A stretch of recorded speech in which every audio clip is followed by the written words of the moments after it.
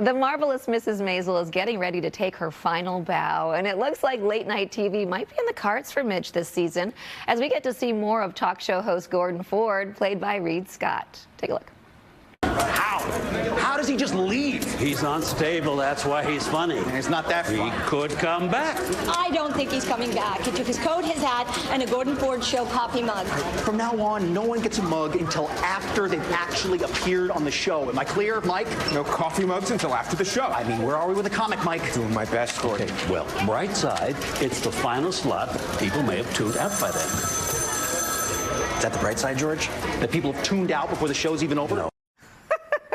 Welcome back to Reid Scott. Good to see you here. Good to see you again. Thank you. So I love that. First of all, that you're talking about everyone's taking the mugs. People take our mugs all the time. This is the last. This is the last one? We have. We have some then I'll be taking this mug. Have you ever taken a mug from a talk show? Yeah, oh, for sure, It's a for sure. thing, I took one right? from my own, yeah, from the Gordon Ford show. I've got a bunch of little fun stuff. From the I Gordon bet Ford you show. took stuff from the desk and everything, right? I got a classic mug. I got a big, beautiful hand-painted sign from the studio. They built the studio. The art department is just phenomenal on this Yeah. show, and they built a full-size late-night talk show studio. My God. So at the very back of the room, there's a big Gordon Ford show You were sign. Silver that I took. Cup? We were in Steiner. Oh, you were in Yeah, Steiner. over That's in right. Brooklyn, Okay. yeah. So you're back as talk show host Gordon Ford. Mm-hmm. Did you pull from any like late night talk show hosts from that era, or? Oh yeah. When I first talked to Amy Sherman Palladino and Dan Palladino, the geniuses who created the show, they were very clear that they wanted to use a young Johnny Carson as sort of a guide rod. Yeah. So I started there. I did a deep dive, as much research as I could, but there's a little bit of, late night talk show host that I looked up to. So, there's a little bit of classic Stephen Allen in there. Yeah. There's some Jack Benny in there, and there's some Jack Parr. And then some modern little things here. Dick Cavett was, someone who I really tried to emulate, his intellectual sort of approach to things. But yeah, it fun was to play, really right? fun, Yeah. really fun. And at the end of last season, so I just watched it last night again, just to refresh, we see Midge looking at this billboard, and it says "Go Forward," but it is the Gordon Ford show, so everyone's like, what does this mean for Midge and Gordon Ford? Like, how do you guys cross paths this season?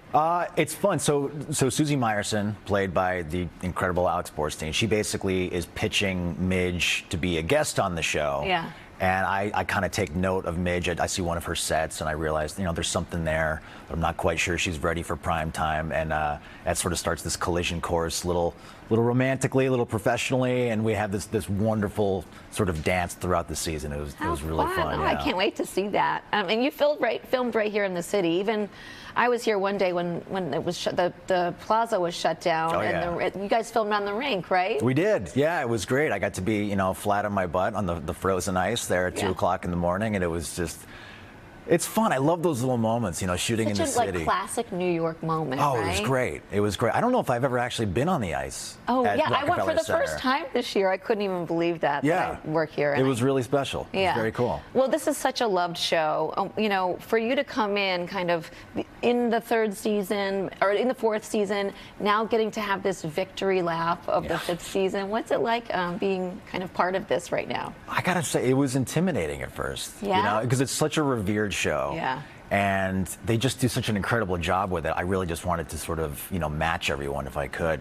But I was welcomed with open arms from day one. Yeah. Rachel is just incredible and just an amazing scene partner. So I felt very comfortable very quickly. And then it was just, it was an honor to really help them sort of land the plane. Yeah. And really stick this landing. Yeah. It was exciting, and to be there for the emotional end was Yeah. really special. And I'm really exciting and sad at the same time. it is. I got to ask you about who invited Charlie with our favorite man-child, Adam Pally. He is a man-child. He is a He's my man-child. That's favorite what he man-child, plays in too. this probably too, right? He does. He's fantastic at it. Adam and I have known each other for a long time. We did a movie together years ago. We wanted to try to find something to work on again. And the right thing came up at the right time, and he and I, we tried to make the movie feel like movies that we loved, planes, trains, and automobiles. Oh, that's a good one. I just watched that again recently. It's great. They're classics. Uncle Buck. What About Bob? Yeah. And we sort of have that dynamic, that sort of, John Candy. Polar opposites. Yeah, very polar, but we had a blast together. I look forward to seeing that one too, and it was good to see you and Thank catch you. up. The final season of The Marvelous Mrs. Maisel premieres this Friday on Prime Video. Thank you so much for stopping by. Thanks for having me.